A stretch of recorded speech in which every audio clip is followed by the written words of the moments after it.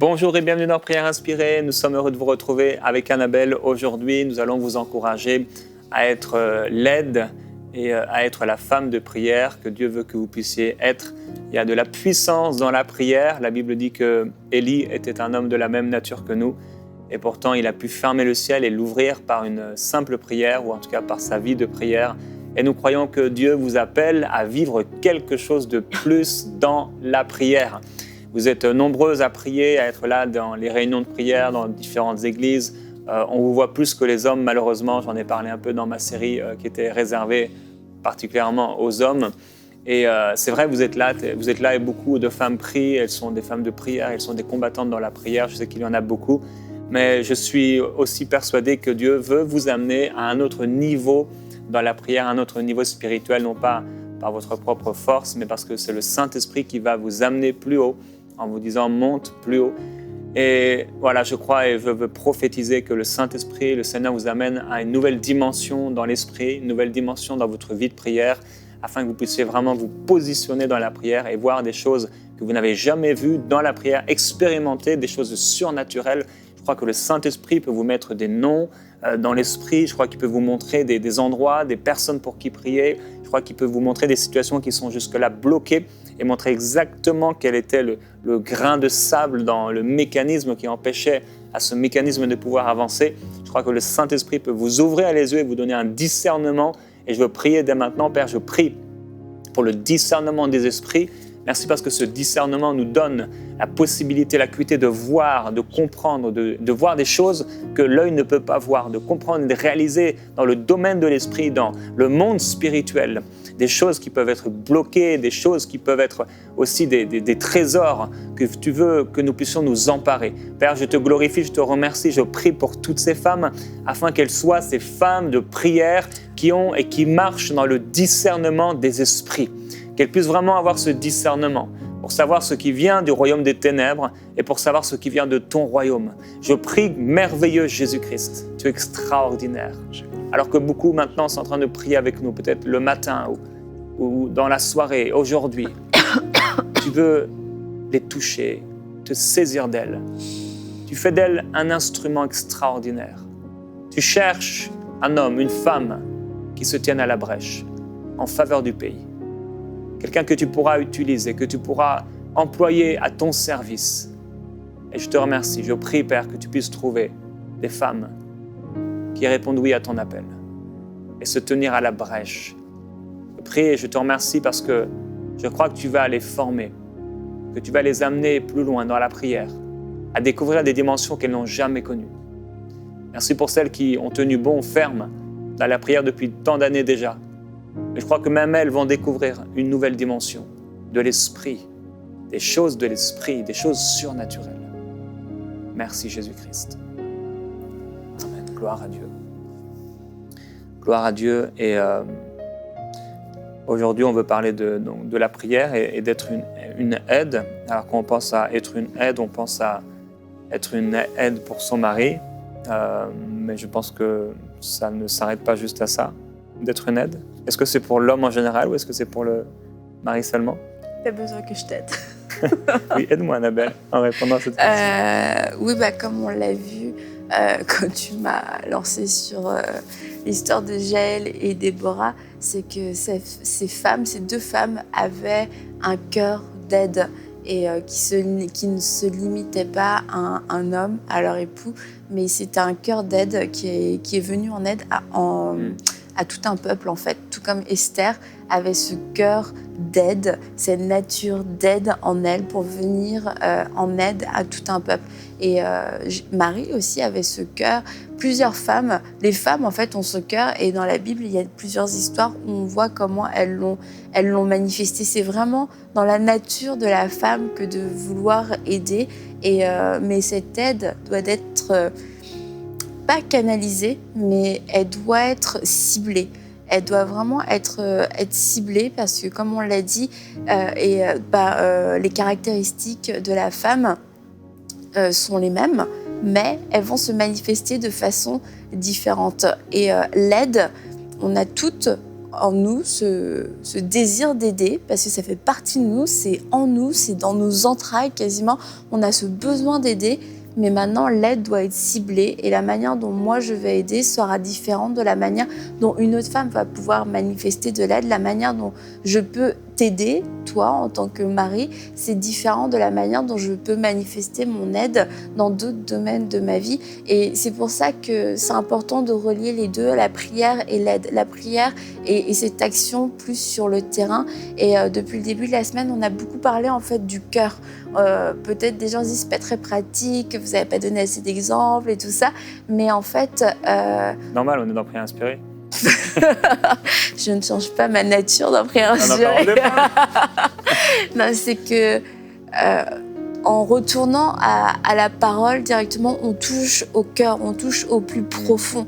Et les déclinaisons, en fait, vont se faire naturellement, mais aussi dirigées par le Saint-Esprit de façon personnelle. Le Saint-Esprit va dire, tu vois, toi, dans ta vie, la joie doit se manifester de cette façon-là. La joie, c'est quand tes enfants rentrent de l'école, plutôt que de leur crier dessus parce qu'ils arrivent dans la maison et qu'il faut qu'ils aillent se laver les mains, faire leurs devoirs. Ta joie à toi va se manifester en les accueillant avec un grand sourire, en leur disant comment s'est passée ta journée. Et ça peut être pour le cas d'une femme, mais pour le cas d'une autre femme, ça va être totalement autre chose. Et c'est pour ça, une fois que le cœur est disposé, que je réalise que j'ai toutes ces choses en moi, naturellement, en fait, le Saint-Esprit va pouvoir commencer à m'en parler et à les faire éclore dans ma vie. Donc oui, on parle vraiment beaucoup du cœur cette semaine. Et par rapport à l'aide et la prière, je crois que c'est important de les relier de la même façon pour que l'aide soit donc ciblée et qu'on ne tape pas n'importe où. Et si je ne prie pas pour savoir comment aider, comment être cette aide, cette vraie aide, je risque de faire plus de dégâts. C'est comme la sagesse. La Bible nous dit de rechercher la sagesse d'en haut. Mais la sagesse qui n'est pas d'en haut, sinon c'est quoi? C'est une sagesse qui peut être humaine ou qui peut être charnelle ou qui peut être diabolique. Et être une aide sans passer par la prière, c'est dangereux parce que ça peut être une aide charnelle, humaine, charnelle ou diabolique, qui passe par nos perceptions, nos intelligences, nos émotions, nos limitations. Et pour moi, c'est comme ça que je dois aider cette personne. Alors que Dieu va nous ouvrir de nouvelles perspectives. Et c'est pour ça que j'ai besoin d'être bercée dans la présence de Dieu, de recevoir ses instructions pour savoir comment être une aide efficace. Et c'est vrai. Et la femme est appelée à être une aide. Et ça s'oppose totalement au message peut-être de la femme aujourd'hui indépendante qui n'a besoin de personne ni de rien pour s'épanouir, etc. Mais une femme épanouie est une femme qui va aider, une femme qui va remplir parfaitement son rôle d'aide parce que quand Dieu l'a créée, il a dit « j'ai créé une aide ». Donc c'est en nous d'avoir ce désir. Je pense que tout le monde l'a compris vu que ça fait 10 fois que je le répète en boucle. Ah non, je n'ai entendu qu'une fois. Ok, d'accord. Tu m'écoutes pas? Donc, qu'est-ce que ça veut dire aider? Déjà, le concept d'aider, il y avait un prédicateur qui avait écrit un livre pas du tout en rapport avec ça, mais il parlait du ministère d'aide. Il dit le ministère d'aide est censé aider, et quand le ministère d'aide commence à te faire des problèmes, c'est plus un ministère d'aide. Et ça m'a fait rire. Je m'étais dit mais c'est tellement vrai.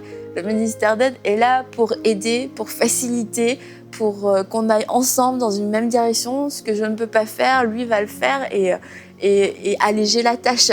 Et puis quelquefois, les aides deviennent finalement des poids et des boulets. Et quand on veut aider à notre façon, on peut du coup devenir quasiment des obstacles ou des freins. Et on ne veut pas devenir ce genre de fausse aide et arriver à la fausse conclusion. Parce que c'est ça aussi, quand on vit des échecs, on a des fausses conclusions. Bon, ça sert à rien. Mon mari, il n'a pas besoin de moi, j'ai voulu l'aider. Ça a été une catastrophe. Il m'a rejeté, il a rejeté tous mes conseils, il n'a rien écouté, etc., etc. Donc, moi, je ne le fais plus. C'est une fausse conclusion. C'est peut-être parce que je n'ai pas apporté l'aide dont lui avait besoin. Si je viens aider quelqu'un, c'est que je réponds à un besoin pour cette personne. Et si je ne réponds pas à un besoin et que je suis juste dans ses pattes, je ne suis pas en train de l'aider. Il faut juste que j'accepte ça. Aider, c'est connaître le besoin de l'autre et savoir y répondre. Et quand Dieu a créé la femme, pas la femme, mais l'homme d'abord, il a dit « Il n'est pas bon que l'homme soit seul. Il n'est pas bon que l'homme soit seul. » C'est la première fois que Dieu dit ça. Il a créé tous les cieux, la terre, l'eau, les nuages, les étoiles. À chaque fois, il dit « Ah, ça c'est bon, ça c'est bon. » Il a créé l'homme. Il a dit « Il n'est pas bon que l'homme soit seul. » Parce qu'il a vu, il a su qu'il n'était pas bon que l'homme soit seul. Mais Adam l'a vu un peu plus loin, en fait. Il a nommé tous les animaux. Donc j'imagine que les animaux sont venus en couple, en paire en tout cas, en mâle et femelle, par deux. Que monsieur éléphant était avec madame éléphant et que monsieur lion était avec madame lionne, etc. Et il les a vus arriver par deux. Il s'est dit, lui, il a quelqu'un qui lui ressemble, lui aussi, lui aussi, lui aussi. Ok, super, donc voilà, il a nommé tout le monde. Et après avoir nommé tout le monde, Adam dit, il ne trouva pas d'être qui lui correspondit. C'est à ce moment-là que Adam a ressenti que, là, je ne veux pas exagérer parce que la Bible ne dit pas que là, il a ressenti un manque et tout ça, qu'il a demandé quelque chose à Dieu, mais il a vu, je pense en tout cas, qu'il a vu ces animaux par deux et que lui, il a eu cette réflexion, je n'ai pas ce vis-à-vis, je n'ai pas cet être semblable, je n'ai pas cette femelle, et c'est bon, personne crie au scandale, je n'ai pas c'est ça, quelqu'un de semblable à moi. Eux, ils l'ont tous, mais pas moi. Et c'est à ce moment-là qu'il a peut-être réalisé que une femme, ça pourrait être utile. Et on peut s'imaginer que peut-être si l'homme et la femme avaient été créés ensemble, peut-être qu'il n'aurait pas eu ce temps de vide, en fait, pour se rendre compte quelle est la place de la femme, quelle est la place que la femme que Dieu va me donner, que Dieu va amener vers moi. Et quelquefois, dans le cas d'un couple, un mari ne voit pas le besoin, l'aide qu'une femme pourrait lui apporter, que son épouse peut lui apporter. Elle donne des conseils, elle va te dire certaines choses, bref. Mais l'homme peut faire la sourde oreille, ne pas comprendre. Mais après, quand quelquefois, une fois, deux fois, trois fois, les situations se passent mal et si le conseil de la femme avait été considéré, la situation se serait passée différemment. C'est à ce moment-là que l'homme est comme Adam, il se dit « Ah, mais où est l'aide dont j'ai besoin ?» Et c'est là que ses yeux s'ouvrent et c'est là qu'en tant que femme, on doit être sensible de se dire peut-être qu'il n'a pas encore remarqué l'aide que je peux lui apporter et de ne pas forcer, de ne pas imposer et surtout de ne pas marcher après dans la rébellion quand cette aide n'a pas été acceptée tout de suite, quand cette aide n'a pas été reconnue et qu'elle n'a pas été demandée. C'est pas pour ça que on s'est encore une fois trompé de rôle, trompé de place. C'est peut-être juste qu'on n'a pas été reçu à ce moment-là, mais c'est de persévérer dans l'amour à cause d'un esprit doux et paisible, de pouvoir supporter jusqu'à la faiblesse, jusqu'à la souffrance sans avoir ce sentiment de rébellion qui naît en nous. Je vais aimer jusqu'au bout, je vais conseiller jusqu'au bout. Non? Si, je suis d'accord, Annabelle. Ok, c'est génial. Je suis d'accord et c'est important de pouvoir prier pour les hommes. Et si vous avez la grâce d'être marié, de pouvoir vraiment prier pour votre époux. Nous avons besoin, en tant que mariés, et je voulais le dire, des prières de nos épouses. C'est vraiment un besoin, c'est important. L'apôtre Paul n'avait pas honte, malgré son apostolat, malgré sa vie surnaturelle, malgré les fruits qu'il portait, qui étaient en grand nombre, et sa vie de prière qui avait l'air extraordinaire, les visions qu'il avait, bref, tout ça. Il n'avait pas honte de demander la prière. Et nous savons qu'il y a eu des compagnons d'œuvre, dont plusieurs et beaucoup étaient des femmes. Et certainement, ces femmes priaient pour le ministère de l'apôtre Paul. Et il avait besoin de ces prières. Et votre mari a besoin de vos prières. C'est quelque chose d'important. Et même si cette semaine est consacrée aux femmes, eh bien, je suis là et je suis le porte-parole des hommes en disant « Priez pour vos maris ». J'ai bien reçu le message. Toi, je sais que tu le fais, Michel. Oh. C'était une révélation. C'était une révélation quand tu as su que je priais pour toi. Oui, mais prier, c'était une chose. certaines choses à rester entre nous. J'ai déjà dit. C'est vrai? Ouais. Ok, continuons. Donc, qu'est-ce que je voulais dire? Oui, c'est ça. D'être une aide, c'est que donc l'aide peut se manifester de différentes façons, avec différents niveaux d'effort et d'implication, selon là où on en est, selon le besoin en fait de l'autre. Et c'est pour ça où ce sera important de communiquer. Mais je pensais à ton frère et mon beau-frère et ma belle-sœur. Mais lui, quand il bricole, son aide, la façon dont sa femme peut l'aider, c'est en le regardant. Là, il se sent vraiment aidé, il se sent soutenu, il se sent épaulé. Il n'a pas envie qu'elle bricole avec lui, il n'a pas envie qu'elle prenne des outils, qu'elle coupe des planches. Lui, ce qu'il aime, c'est qu'elle s'assoie à côté, puis qu'elle le regarde et qu'éventuellement elle lui dise qu'il est beau quand il bricole. Mais tu vois, dans une pensée qui peut être limitée, on se dit aider, c'est forcément mettre la main à la pâte, ce serait forcément faire comme l'autre, compléter l'autre dans son action, mais c'est peut-être pas ça dont il a besoin, c'est peut-être pas ça qui va lui donner des ailes, c'est peut-être pas ça qui va lui faire se sentir fort, c'est peut-être pas ça qui va faciliter sa tâche, et c'est de savoir qu'est-ce qui va faciliter sa tâche, et quelquefois nous-mêmes on n'arrive même pas à le savoir. Qu'est-ce qui pourrait vraiment me faciliter la tâche, et c'est pour ça qu'on a besoin de prier, que l'esprit de vérité puisse venir nous parler, puisse venir nous révéler les besoins de l'autre, que ce soit des besoins apportés dans la prière, mais aussi des besoins auxquels on peut répondre par une présence, par un encouragement, par un silence, pas un silence pesant, mais un silence où on ne va pas faire de reproches, où on ne va pas accuser, un silence qui va dire écoute, je crois encore. J'ai vu que tu avais fauté, mais je crois encore. Et ça peut être pour des petites choses, ça peut être aussi pour des plus grandes choses, mais on a vraiment besoin que le Saint-Esprit vienne nous parler pour nous dire comment être cette aide, parce que sinon on peut faire des dégâts, comme je l'ai dit. Et tu vois, Ève, quand elle était dans le jardin, je crois pas que ses intentions étaient mauvaises quand elle a mangé le fruit. On lui a fait une promesse dangereuse. Le diable lui a promis quelque chose de dangereux, d'avoir la connaissance entre le bien et le mal, d'être à l'égal de Dieu, etc. Elle a voulu inclure son mari dans son mauvais plan. Elle a voulu quelque part les aider, leur donner une espèce de promotion. Mais parce qu'elle n'a pas eu de discernement, elle n'a pas eu l'intelligence spirituelle pour dire non. Elle a quelque part voulu aider, mais elle a fait énormément de dégâts. Et on peut faire le même genre de dégâts dans nos vies aujourd'hui en voulant aider et en disant oui à certaines actions, certaines attitudes, certaines opportunités. Et en fait, ça détruit plus que ça ne va aider. Ok, d'accord, je poursuis.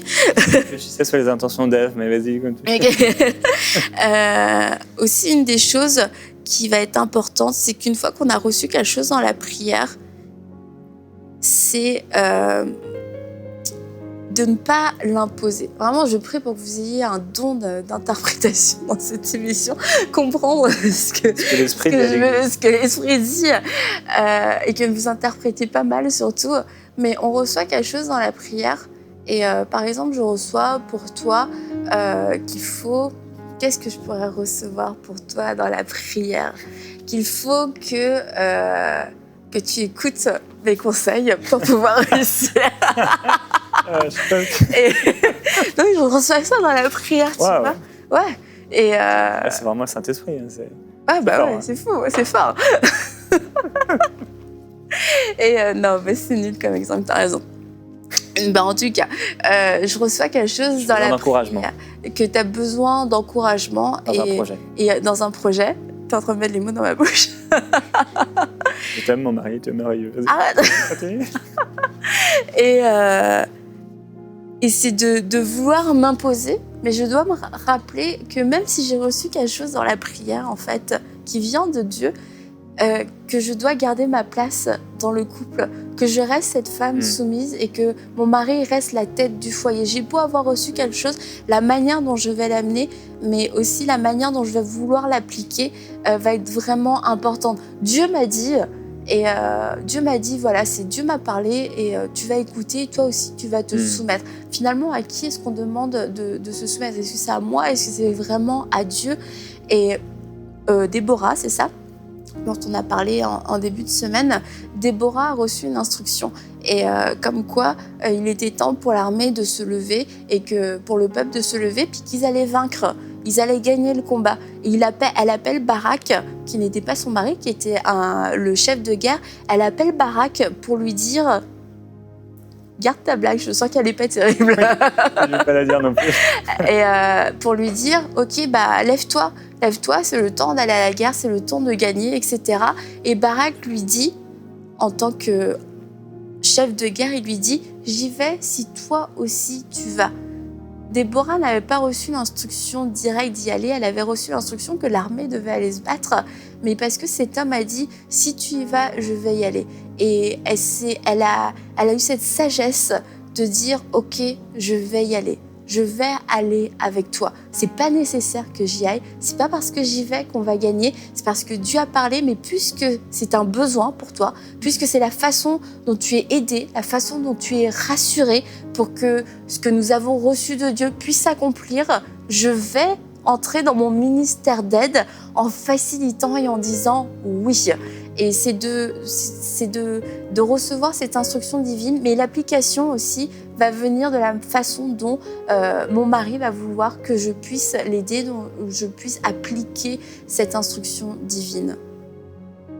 C'est bon? Arrête. Ok. Et le dernier point par rapport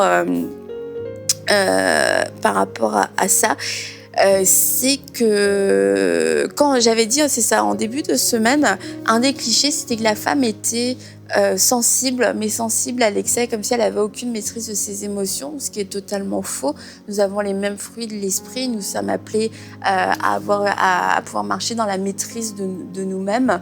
Et en fait, la sensibilité est une qualité chez la femme. C'est une qualité, cette sensibilité au spirituel, cette sensibilité de pouvoir entendre la voix de Dieu, cette sensibilité de pouvoir sentir des choses, percevoir des choses qui ne sont pas encore visibles, qui ne sont pas encore évidentes. Et peut-être qu'un homme dira « Non, je vois rien, non, tu te fais des idées ». Mais la femme entend de loin, elle entend de loin la pluie, elle sent un changement de température, elle pressent un danger parce que sa nature sensible lui permet de pouvoir le percevoir. C'est pas mystique, c'est une disposition naturelle pour se connecter au surnaturel, à l'environnement surnaturel. Mais il faut que cette sensibilité soit sanctifiée pour ne pas créer de peur, pour ne pas créer de dérapage ou d'extrême et justement tomber dans des choses complètement mystiques et n'importe quoi. Et c'est pour ça que la femme doit être une femme de la parole et une femme de la prière. Parce que la femme va être une parole de femme, va être crédible si cette parole est conforme à la parole de Dieu. Une femme va être crédible si elle-même marche dans les voies de Dieu. Et donc cette sensibilité, c'est vraiment un atout qu'elle a pour aider son mari, pour dire, annoncer certaines choses, mais encore une fois, on ne les impose pas. Ces choses vont peut-être arriver et on annonce. Si le mari, si l'homme veut prendre certaines dispositions, qu'il prenne ces dispositions. Mais en tant que femme, c'est important de ne pas faire taire cette sensibilité, ce discernement. Il y a un discernement qu'on peut avoir aussi par rapport aux personnes, par rapport à l'entourage. Beaucoup de femmes ont discerné bien avant leur mari que certaines personnes leur voulaient du mal. Mais encore une fois, c'est un discernement qui doit être sanctifié. On doit s'assurer qu'on marche dans l'amour, qu'on n'est pas en train de chercher des fautes chez les gens. Mais lorsqu'on voit des gens qui sont faux devant nous et qu'on le perçoit, qu'on fasse confiance à l'Esprit de Dieu qui est en nous, qui peut nous avertir pour nous mettre en prière pour protéger, pour qu'on puisse... surtout si personne ne bouge autour de nous, parce que personne ne l'a aperçu, que nous, dans la prière, nous puissions construire, comme on l'a dit hier, ce mur de protection autour de notre foyer. Amen. Amen. Je vais te laisser prier justement pour que les femmes puissent devenir cette aide ou continuer à l'être et à tenir cette position de femme de prière. La prière a de la puissance. les femmes sont puissantes dans la prière. Alors que Dieu puisse vraiment faire des miracles et toucher vos cœurs. Seigneur, je te remercie pour toutes ces femmes qui sont des réponses, qui portent des réponses pour l'humanité, des réponses pour leur famille, des réponses pour leur église, des réponses pour leur époux. Merci pour ces femmes qui sont porteuses de solutions. Et je prie que cette sensibilité qu'elles ont, ce discernement qu'elles ont puisse être sanctifié dans ta parole, sanctifié dans ta présence. Que ce soit des paroles de vérité qui puissent sortir, des paroles de grâce, des paroles justes et véritables. Et Seigneur, je prie pour ces femmes qui luttent avec cette identité qu'elles ont d'être une aide, que tu puisses ôter les écailles, que tu puisses leur montrer comment tu veux les utiliser, quelles sont cette aide appelée à dominer, cette aide pour dominer, quelles sont ces femmes fortes, quels sont ces leaders placés à côté d'hommes et qu'elles puissent avoir cette humilité de pouvoir avoir ce cœur de dire Seigneur, je veux répondre à un besoin, je veux être une solution, montre-moi comment l'être. Et si c'est ton cas aujourd'hui, fais cette prière. Je veux être une solution. Montre-moi comment être cette solution. Montre-moi comment aider mon mari. Non pas avec mes propres idées, non pas avec mon propre raisonnement, mais montre-moi comment l'aider comme lui a besoin d'être aidé. Montre-moi comment être cette aide semblable à lui. Viens me façonner, viens me modeler, viens m'enseigner, viens m'éduquer afin que je sois cette aide. Merci pour cette place que tu m'as donnée, cette place de choix que tu m'as donnée, cette place de conseil, cette place de sage conseillère, cette place de prière, cette place d'autorité que tu m'as donnée. Merci Seigneur parce que ce n'est pas une sous-place, parce que ce n'est pas un sous-rang, c'est la place que tu m'as donnée et je veux honorer ton choix, honorer la place et le rôle que tu m'as donné en tant que femme et je veux pouvoir faire tout ce que tu m'appelles à faire, je veux pouvoir agir dans tout ce domaine que tu m'as donné, tout cet environnement que tu m'as donné. Merci pour les femmes fortes qui se lèvent maintenant avec ton cœur, avec cet esprit doux et paisible, avec cet esprit soumis, de soumission, avec cet esprit disposé à faire ta volonté. Merci pour toutes ces femmes. Merci pour toutes ces femmes, Seigneur, qui deviennent de véritables aides. Merci, Seigneur. Père, je prie pour toutes ces femmes qu'on a écrasées, ces femmes qui n'ont pas reçu, Seigneur, l'attention de leur mari. Père, je prie que tu puisses les fortifier aujourd'hui par ton esprit. Merci Jésus-Christ de les fortifier afin qu'elles deviennent cette aide que tu veux qu'elles soient. Je te glorifie, précieux Saint-Esprit. Merci de les visiter au nom de Jésus-Christ. Amen. Gloire à Dieu.